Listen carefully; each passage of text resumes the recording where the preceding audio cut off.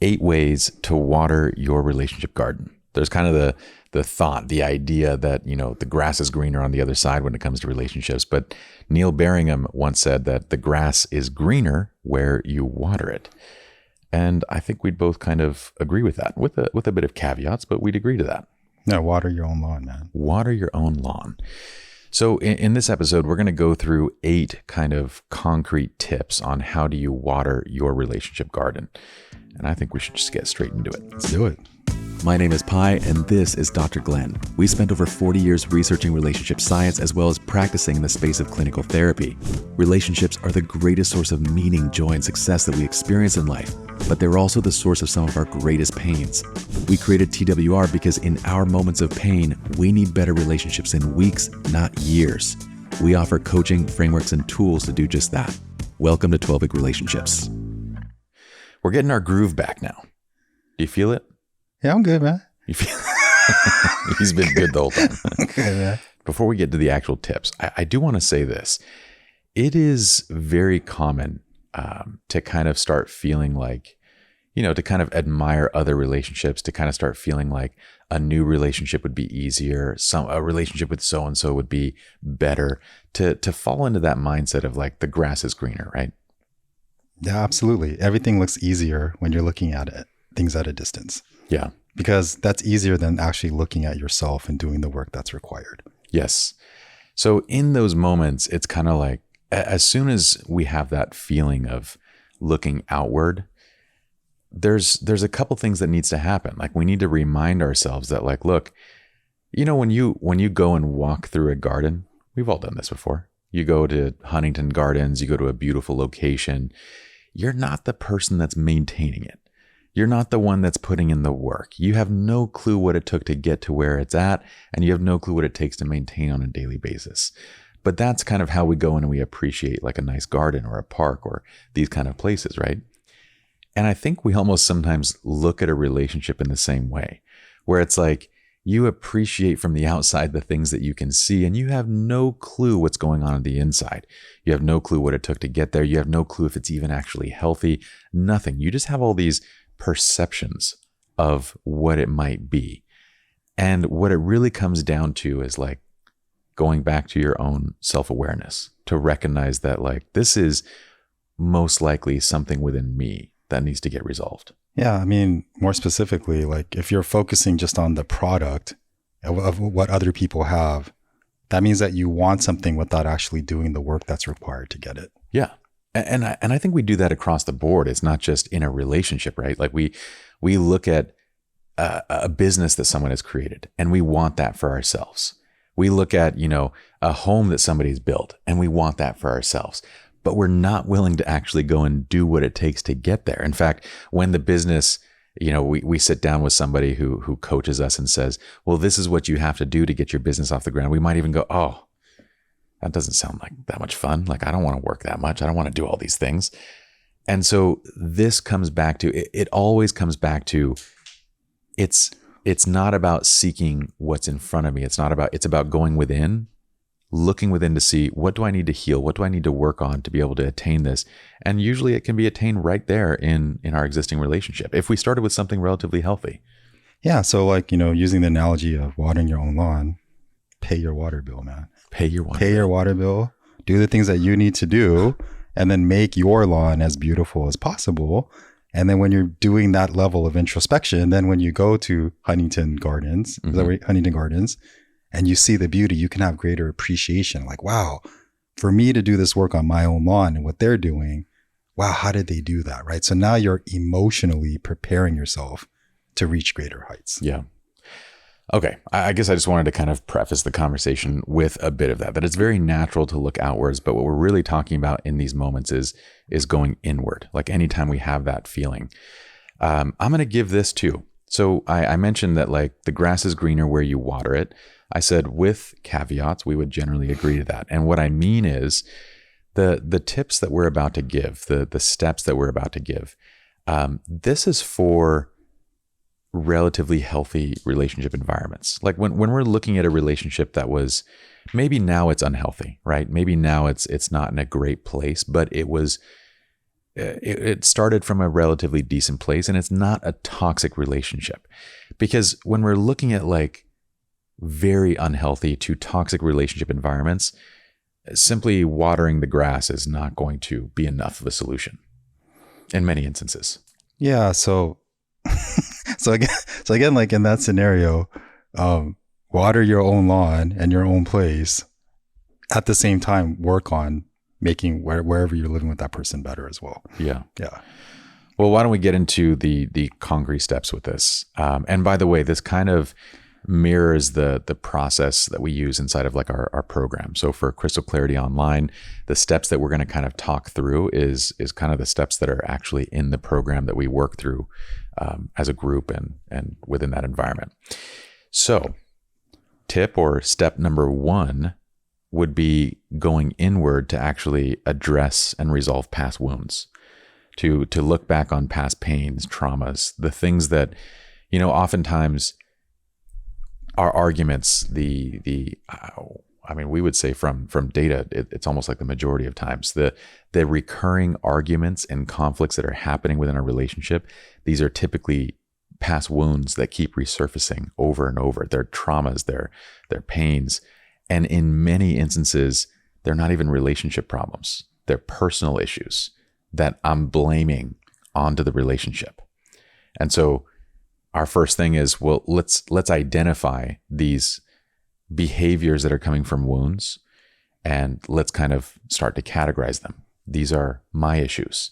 These are your issues. These are our issues, and start working on them from that lens, as opposed to saying, you know, you need to be sensitive of my triggers. You need to be sensitive of all the things that bother me. No, I agree. And basically, when you're being that introspective, like if you have historically the same type of relationships that are happening over and over and over again, that's a sign of a trauma wound. That's a sign that you have work to do, right? Yes. So there's that Buddhist saying that says life is not a straight line, but it's a spiral. And life will keep repeating itself over and over and over again. And if you continue to make the same choice, the harsher the consequences. But if you make a different choice, the sweeter the reward, right? So in the example that you gave, you need to own the repeated things that are happening in your life and take ownership of those things. Yeah. Yeah.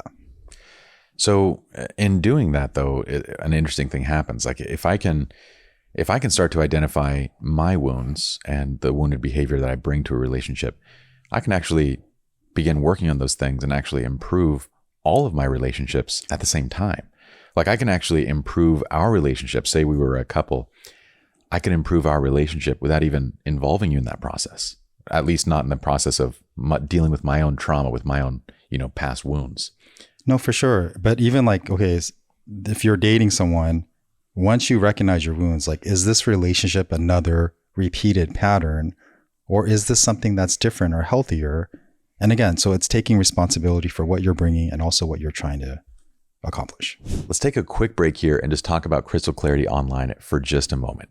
So we took 4 months basically to finally kind of wrap up filming and editing for this online program. That's basically everything we've been working on for the past, it's been a long time. But it's amazing because it's comprehensive. You could do it at your own time. You have live sessions. And then the biggest part is you get the support system of the community. You get it all. Totally. So we kind of took everything. We took the entire relationship framework as well as the coaching process, everything that we do, and all the sort of pain points too, because a lot of the things, we have a gigantic wait list. There's over 3,000 people on this wait list. And one of the biggest issues is like, the cost of one-on-one is really high, or I can't do certain times. And the group coaching program would fill out each time and people can't get in, or they can't make that time work for them. So Crystal Clarity Online kind of solves all of that. The self-study program is literally as soon as you get your membership, you can dive right into the lessons, into the material, and it includes the workbook. So it's all of our relationship frameworks along with the workbooks right there. And then starting with week 1, you can start jumping into actual online group coaching sessions. So we've paired this program with online group coaching that's 12 months in duration. So if you can't make it 1 week, no problem. Like go to the next week. If you jump in right here and you haven't covered this yet, it's okay. Go to the next one. So it has 12 months of online group coaching included with it and the self-study program. Plus, like you said, the community. The community is one of the biggest things of like, these are all alumni of the program that understand the language, the lingo. They're there to support each other through each of these, different experiences that we have. You have like-minded individuals that you can share the experience with. And then we're delivering on our promise that you are becoming your own expert. Yeah. So check it out. It has a 99% success and satisfaction rate across all of our clients. It's proven. It's also guaranteed. So you have 90 days. You're going to absolutely love it. Okay. So let's go to number 2. Number 2 would be to align core values. So if we looked at, if we were addressing the health of a relationship, right? The first piece is kind of seeing like, what are the past issues, the history, the experiences, the pains, the wounds, the trauma, all those things that are currently affecting our relationship. Let's start to compartmentalize, organize, and address each of these. And then we need to think, well, that's addressing the past. What about where we want to go with the relationship? And this is where we have core values. Core values represent who we are today, who we're aspiring to become. And so looking forward on a relationship, if we want to improve, we need to identify our individual core values and then work to align those core values as we move forward. So where our wounds and things are kind of the past issues, core values is kind of the future and where we want to take the relationship. Yeah, that's kind of the roadmap of what's going to make the relationship healthy. Mm-hmm. But you hit the nail on the head. Most people don't even recognize their own core values. Yeah, it's tough. You need to know your core values, be clear about them, and then know your partner's core values, and then properly align it. Because if you don't have the right core values and you try to align it, it's just going to cause more frustration. Yeah, it's funny because I think we all have an idea of what our core values are. And what we found from our coaching and clinical work is no, we don't. We have these expressions that we commonly throw around, like I have a strong work ethic, or, I go to church, or I'm religious, or whatever it is. We have these words that we throw around, but we don't actually think about the actual underlying core value driving it. And so this process, it's kind of deep, like going in and identifying someone's core values.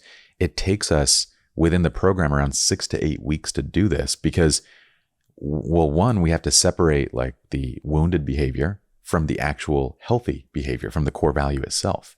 We need to know like what part of our behavior is driven from pains versus what part is the person that we're aspiring to become.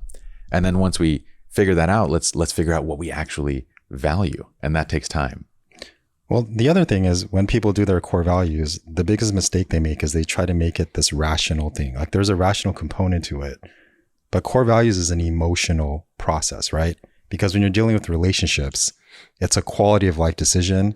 It's about emotional connection, right? So what we've done is we basically took the common denominator of relationships in the different areas of your life to identify the emotional core values and what's going to sustain you in a very intimate relationship. Yeah. And to give an idea of like how that maybe works in a little bit more of like a tangible way, right? If you were to, like, we commonly kind of give the example of say going to church, but let's give a different example. Let's say that we both enjoy reading. And that's one of the things that maybe we connected on early on in our relationship, right? Understanding the actual core value driving it is what makes you know whether that thing is actually a common interest, whether it's actually something that we can share. So if you are reading for, let's say, creativity and expression, these are core values that we identify in the program, right? Let's say that one of your core values is creativity and expression. Let's say my core value is knowledge and wisdom, right? So the types of books that you might be reading, they might be more like fantasy books. They might be more like fiction, that books that are kind of designed to help you think creatively, to escape, they're a form of expression, right? And the books that I'm reading might be more nonfiction books. I'm looking and reading autobiographies. And so when we really sit down to try to connect on this, we can't. Or at least we don't naturally connect because the types of books that you're reading and the reason you're reading is completely different from the types of books that I'm reading and the reason that I'm reading. True, but also it's defining what level of relationship we have, right?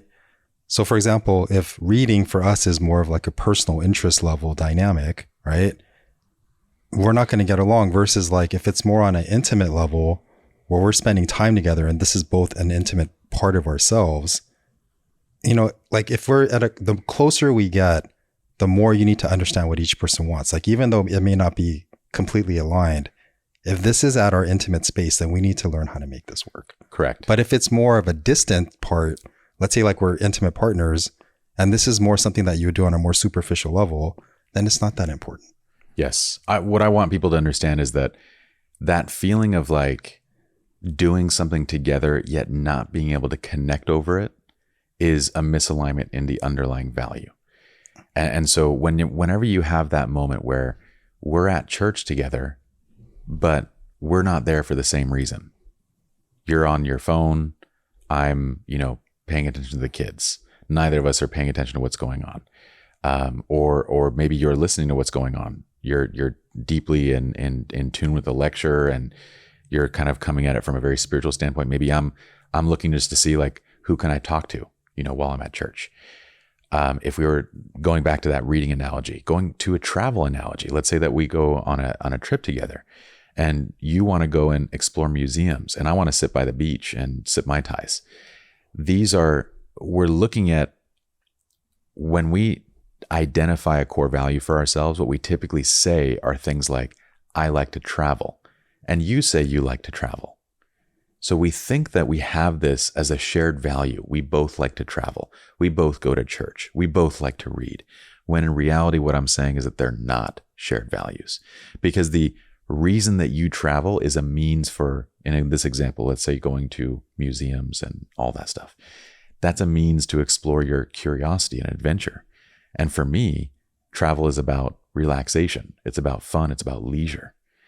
So in these moments when we get to a place where we seem to be doing the same thing, the same activity, but when we can't connect over it, that's a misalignment in core value.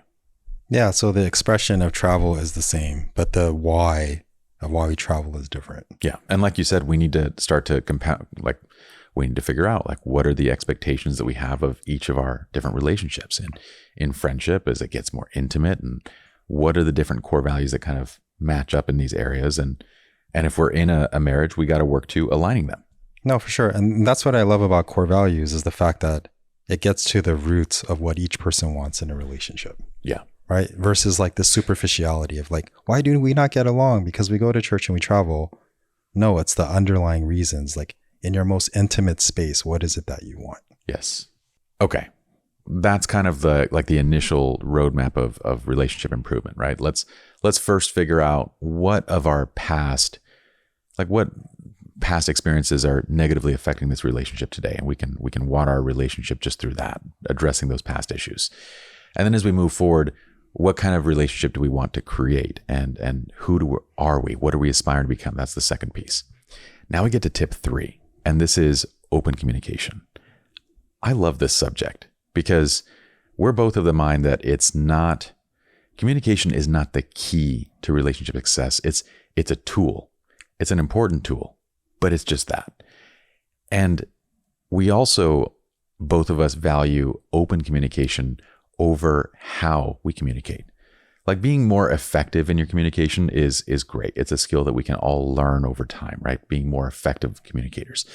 But what we're saying is, if you want to water your relationship garden, you need to openly communicate. How would you distinguish those two, open versus effective? Well, number one, open communication.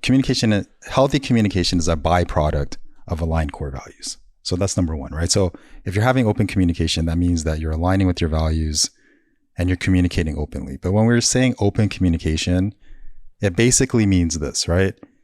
When you share, you're able to freely share what you feel without me causing discomfort to you. Mm-hmm. Like, there's no resistance, there's no walls. And even if it goes against what I believe, I'm giving you and holding space for you comfortably for you to share your feelings and opinions about what's taking place. Mm-hmm. And vice versa, especially when you don't agree, right? And this is where people, and like again, doing a lot of therapy, especially in couples sessions, the person often assumes that they're offering open communication when in truth, they're the most closed off. Yeah. And I love the term holding space, right?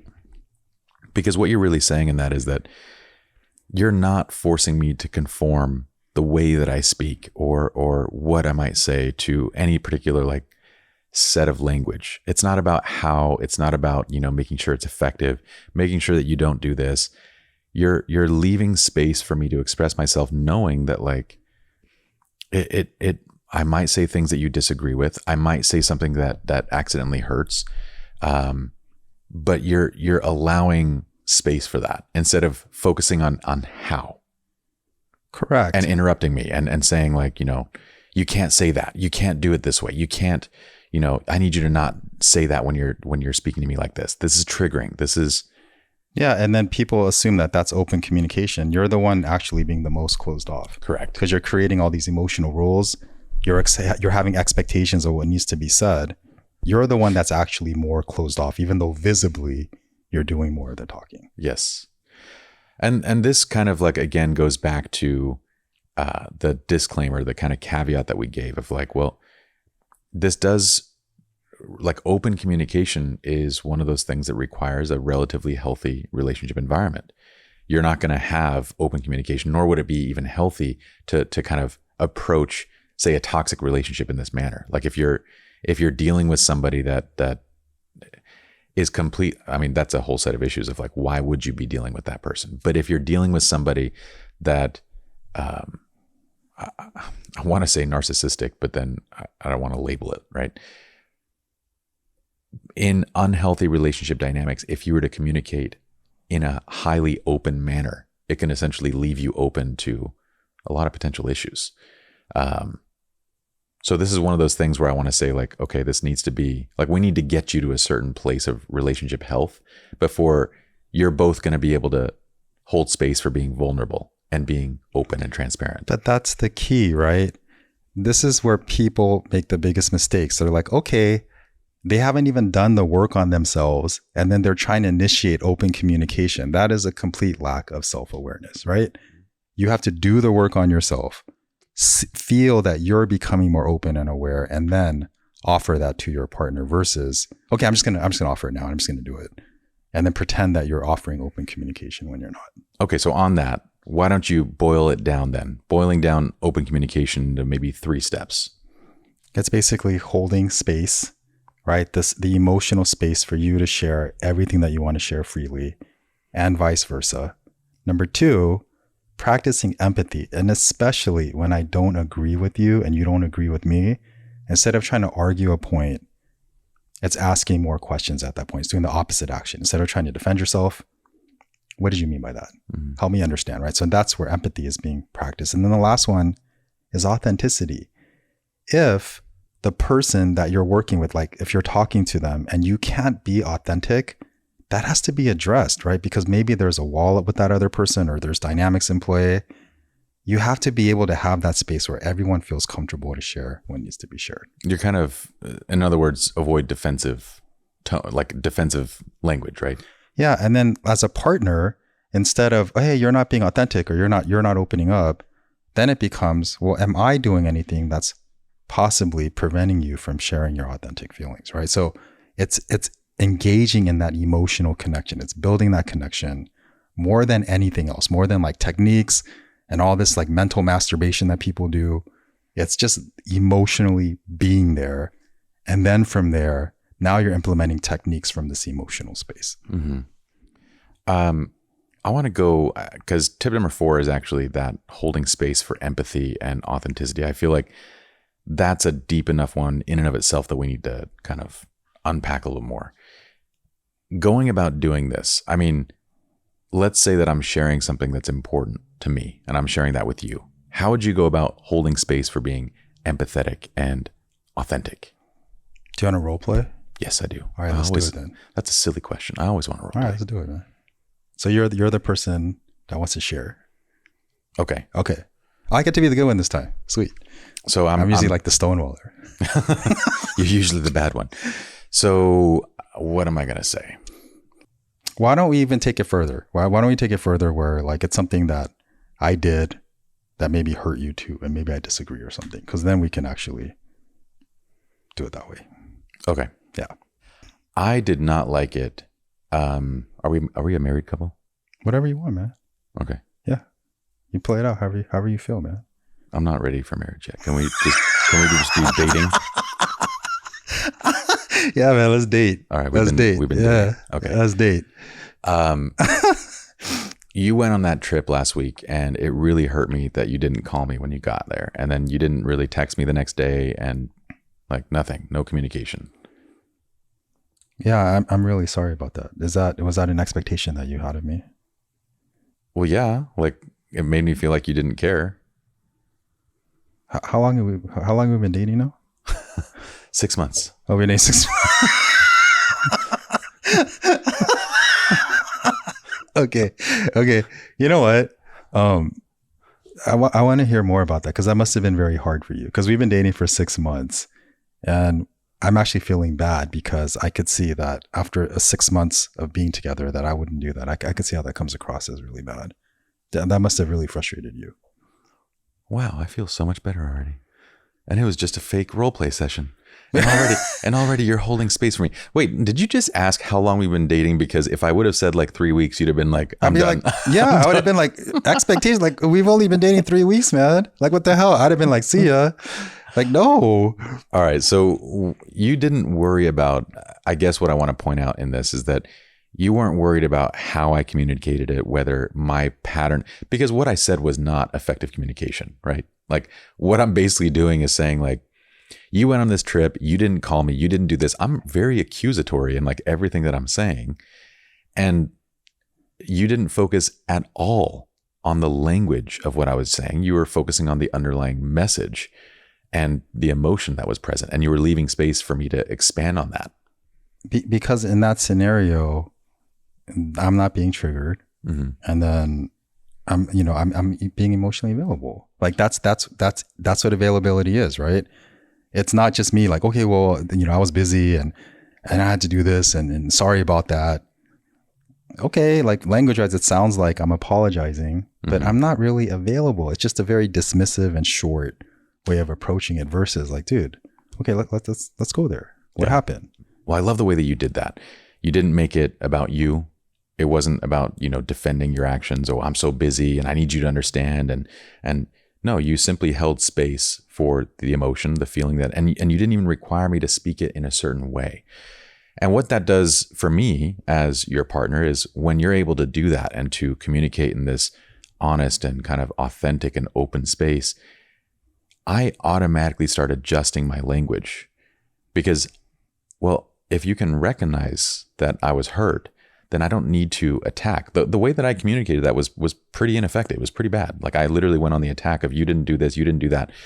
But knowing now that there is space for this kind of communication, the next time that this happens, I would probably approach it with a more of a soft startup. I'd kind of be like, well, yeah, I would really love it, honey, if you just call me when you get there, next time.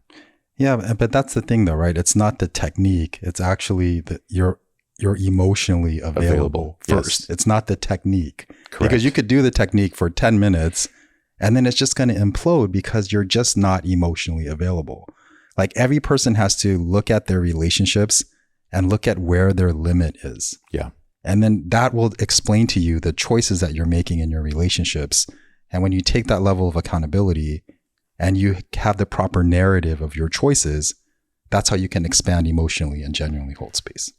Well, and that's why we have such a big issue of focusing on communication as a specific solution, because like you said, it's generally not the solution. We can always work on being more effective. We can always work on how we're saying things, but what we really need to work on is open communication, is creating the space for vulnerability and emotional connection, because that inherently improves communication, as opposed to working on those surface level skills of communication, which does not. We communicate in a more effective way while being closed down. Yeah. And this is like in our coaching sessions, this is where we're different from traditional therapy, because the advice in traditional therapy is avoid your resentments and don't go there. Mm-hmm. And then just kind of like, just try to make it just work, right? When we do our sessions, because a lot of people, they come in crisis, we go there. Yeah. We get to the resentment and we address the tension right from the beginning. And then a miracle happens, or they feel like it's a miracle. They said what they really felt. And then from there, when you're working in that honest space, Now true healing can take place instead of this pretend technique and pushing down your feelings and then avoiding fights and, oh, it's progressing nicely, but you could feel the tension. All that goes away because you're getting to the heart of the matter. Yeah. Like we had one couple, like they both resented each other and they'd been therapy for years, 12 years. And finally just put it on the table. After hearing their stories, the one partner, like, you know, basically just summed it up. Like, you basically feel like your partner is a controlling asshole. Mm-hmm. Yes. Mm-hmm. On the flip side, I feel like my partner is emotionally unstable and I cannot trust this person. That's where the resentment lies. And once the initial tension was brought out, but then it went to tears and then it went to understanding. I could see where this is coming from. Yeah. And from that space, that's where the healing took place because it was really open. Yeah. I love it.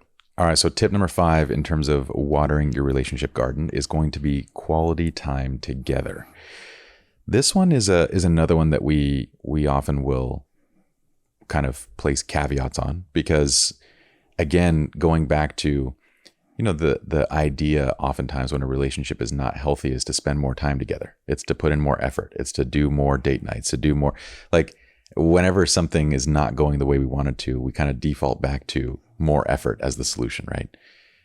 And it's odd because I always give the analogy of like the broken car. If you take a broken car to a mechanic and the engine's having issues, no mechanic in their right minds would be like, well, let's just run the engine really hard and see what happens. Like, let's take it on the freeway. You know, no, they're going to start it up. They're going to let it idle. They're going to diagnose it. They're going to try to figure things out before they test it, right? And it's the same in our relationships. We are running a broken relationship engine, and the common advice is to just put in more time, put in more effort, more quality time, more date nights, more do what you did when you used to, you know, date. And this is literally how you break the relationship faster, because when we are dealing with these resentments, when we do have misalignments in values, when all of our past issues are boiling to the surface, and we're not dealing with those things, but we're spending more time together, we're just creating more opportunities to recognize how different we are, to recognize how much resentment there is. We break the engine faster. No, it's true. And again, if you're in a long-term relationship or a marriage, and it's like, let's have more date nights and let's try to go back to the beginning, you're right. You're just running the engine to the ground versus like in our group session, we had one individual share like, well, we don't really work out together or do these, we will go out to dinners together and we spend time with the kids and we have intimate time talking, but we don't do anything else. Mm-hmm.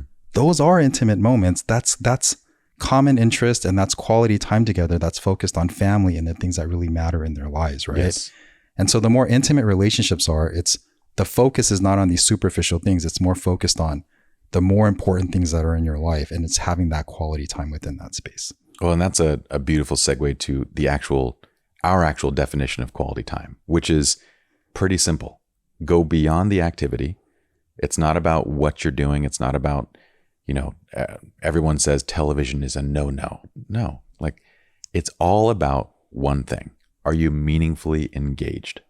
And does it happen with relative frequency? Like if we can be meaningfully engaged over a movie, then that's quality time.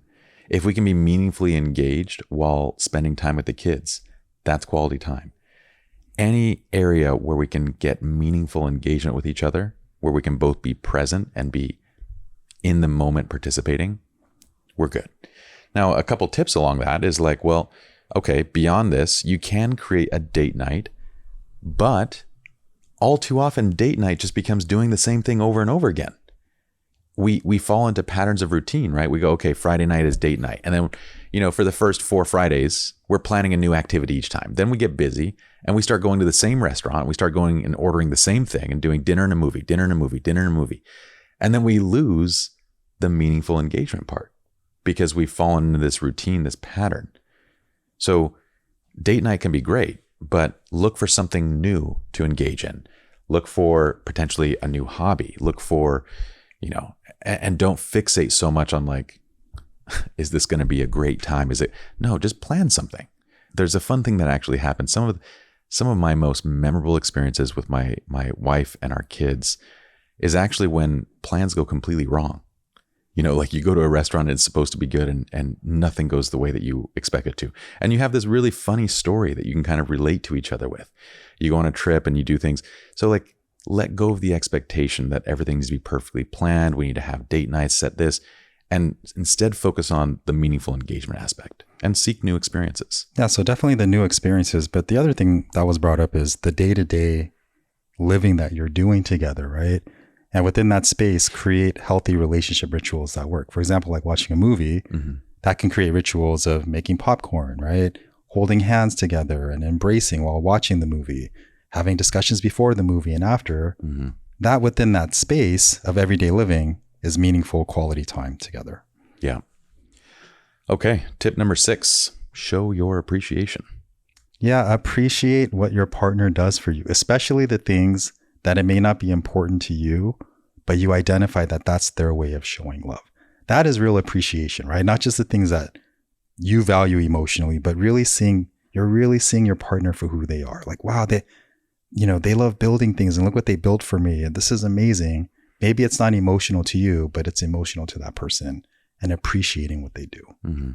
Tip 6, I think is pretty straightforward in showing appreciation, but kind of tied to that is number 7, which is celebrate and support. So a way to water your relationship grass is to actually celebrate and support your partner's victories.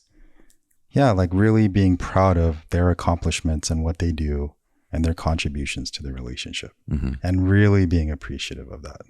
And that can come in the small things as well as the big things, right? Like small things, I guess in our home, small victories is pausing when, our baby goes to the bathroom for the first time and is potty training, right? Like my wife might come out and say, oh my gosh, she peed in the toilet for the first time. It's a baby toilet, but it's actually pausing and recognizing that. And same thing, like if I'm able to put baby down or do something, oh, I got her to bed like early. It's kind of like pausing to celebrate even in the small stuff, but also, of course, in the big things as well. Yeah. And then especially things that are not aligned with value sets, right? But you appreciate it for the partner that you have. Like we had one couple where one's like a successful business person. The other person is like, they're like with nonprofits and charity. So their core value sets are different in that space. So the person that's a business person, they're all about like ownership and leadership. The other person is about difference and philanthropy. But when he got the promotion, even though it's not her value set, she was celebrating because she knew how hard he worked and what he accomplished in his life. So even though it was not emotionally aligned for her, she was still celebrating it with him. That's real celebration. I agree. And part of that also comes into play with like just being a support as well, right? So it's not just celebrating the wins, but also supporting in moments of loss. And also really understanding what support means. Supporting means that on both sides, they really feel supported and understood. Not this pretend, but it really is happening. Okay, so our last tip, and this one is a big one, practicing forgiveness. So number 8, if you want to water your relationship garden, you need to practice forgiveness. This one's a sensitive one because there are so many different dynamics at play, things that have happened. We always will find out that, well, it's very common to be in a coaching dynamic or in a therapy dynamic, and for people to express, and for someone on the therapist side to say like, well, it's very important to forgive. And then for the other person, the couple, for them to say, well, you don't understand what they've done. You don't understand what's happened. And we get it. Like, we don't understand the entire picture. We can only understand what's presented and what is before in front of us. But at the same time, forgiveness is such a critical key. So why don't you go into that a little bit? Yeah, I mean, there's that saying about forgiveness is not forgiving is like taking a poison pill and expecting the other person to get sick, right? So you're just punishing yourself. So it's for yourself. It's moving forward. It's taking accountability for your contributions, and at the same time acknowledging how you were hurt by the other person, right? And then a visual, because we're talking about like watering your lawn, it's giving yourself permission to water the lawn instead of peeing on it. Sometimes the lawn needs nitrates. Yeah, because if you're peeing and defecating on your own lawn, then you're just self-sabotaging yourself and you're just causing yourself your own misery. No, I'm saying sometimes you need to pee on your lawn. Like sometimes the lawn needs nitrates and there's nitrates in your pee. That's true. Okay, well, I guess. don't know what else to say. Water your lawn and pee and defecate on it. So No, if we were to walk through steps to forgiveness, then what would we do? We would probably say like, well, acknowledge the hurt that was caused, right? acknowledge the hurt that was caused. And then also, if it applies, be accountable for your contribution to what took place. Because that's where the healing is. It's an empowered approach, right? Like, okay, this is my part. I acknowledge their part and I have to forgive for that, but I acknowledge my contribution to what took place. Yeah. Sometimes that contribution can be direct. Sometimes it can also be indirect. It can be indirect in the way that like, well, I'm choosing the relationship to begin with. I'm kind of setting the stage for what's going to happen. I'm ignoring the red flags. Like these are my contribution problems. Sometimes my contributions are even more direct than that though. Sometimes it could be, I'm making an uncomfortable home or relationship environment for you. I'm doing things that are controlling or manipulative and you're pushing back against those things. So what we could be doing, that piece of introspection, it's difficult because sometimes it's easier to recognize the direct things that we do and not so easy to recognize like the more indirect or the subtle things. And what you brought up is like a perfect example of what takes place oftentimes is you have one person that's dictating all the terms and then they're almost like controlling it. And then the person goes against what they want and, oh, you betrayed me without acknowledging the environment that they're creating. Yeah. So acknowledge the hurts that's caused on both sides of this. The next piece would be give benefit of the doubt, right? Before, like, if your partner hurts you, if they do something, don't immediately assume it was with malicious intent.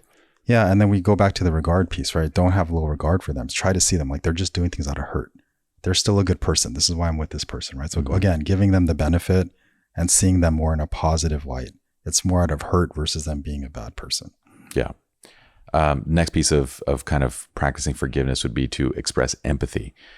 Again, like this is one of those, well, we need to be a little bit careful with this because like if we're talking about a couple and one person has had an affair, I'm not going to say you need to empathize with your husband or your wife cheating on you. Like that would be a very incorrect thing, right? But in most environments of like, not most, but in a lot of environments of hurt and pain, there is room there to empathize with what the person is going through in that behavior, not in the extreme ends, but in the everyday experiences. Yeah. It's being able to separate the two and say, you know what, that was a betrayal. You cheating on me and you doing this was painful and this was unacceptable. At the same time, I acknowledge the marital problems that we had. Yeah. I'm not condoning what you did, but I acknowledge we had a lot of problems and this maybe have contributed a little bit to what you did. Yeah. The next piece of this would be to kind of own your own mistakes in the process. And I think we've already talked a bit about that. So why don't we go to the final part of forgiveness, which is making a commitment to move forward. This is the one where I find a lot of people, especially couples, get hung up on. They live in the space of that resentment and that anger. And when it's ultimately like, look, it is time to like commit to moving forward, they get hung up on that. But I can't let go of it. I need to hold on to it. And they kind of get stuck there. What would you say to that? Well, I think that goes back to the example in general of the mistake that people make in relationships. When they say like, let's move forward, the assumption is okay, let's just pretend that everything is normal again and we'll just make it work. No, like if there's a lot of resentment there and the person is unable to move forward and you emotionally are unable to move forward, then you don't move forward. Like it's defining what forward means. If forward means that we're both in a resentful space and we're addressing it day to day in the space of trying to work our way out of it, that is moving forward versus we had the conversation, we acknowledged it. It was a nice cathartic moment. And then now we're going to pretend that everything is okay. And then on the outside, it looks like you're moving forward, but you're really just going backwards. Yeah. Right. So going forward means emotionally moving forward and it's becoming a healthier relationship. Yeah. And the keys to moving forward is you're not forgetting. You're not saying that this never happened. You're not putting yourself in denial. You're not, repressing emotions. You're holding space for all of it. You're allowing you're living in that authentic place of emotion as you both decide we're going to move forward and continue with the relationship. But there has to be a willingness on both sides, an emotional willingness to move this forward. And most oftentimes, as it's moving forward, a person's emotional limit will show up and they'll be like, okay, that's it. Mm-hmm. Okay, I can't do anymore, which shows that they're not really willing to move forward. Mm-hmm. And what would you say in that moment? You call it out. And then if you're that partner, at that point, if they're not willing to move forward and you're being open and available, at that point, that's where the boundary is set. And that person needs to do work on their own. Yeah. Well, we hope you all have enjoyed the episode. Those are our tips for watering your relationship garden. And you can pee on your lawn. Yes, when necessary and nitrates are needed, pee on your lawn. Yes. Or garden. Yeah, there you go. Anyway, you guys can learn more about Crystal Clarity online. We have a link in the description of this video. This is our online coaching program. It is basically kind of one part self-study and one part online group coaching. So within your membership is a self-study program that contains a workbook as well as lessons that you can start on right away. Things that, they are proven and literally guaranteed to help you strengthen your marriage, your relationships, to help you improve all your relationships in weeks, not years. And on top of that, we have weekly group coaching. So 12 months of group coaching is included with your membership as well. We have this incredible community of alumni that are so supportive, and it's just awesome. It's amazing. Like the friendships that are being built already. It's incredible. Yeah. So we hope to see you guys inside of there. And in the meantime, we'll see you all back here in the podcast and in the newsletter. See ya.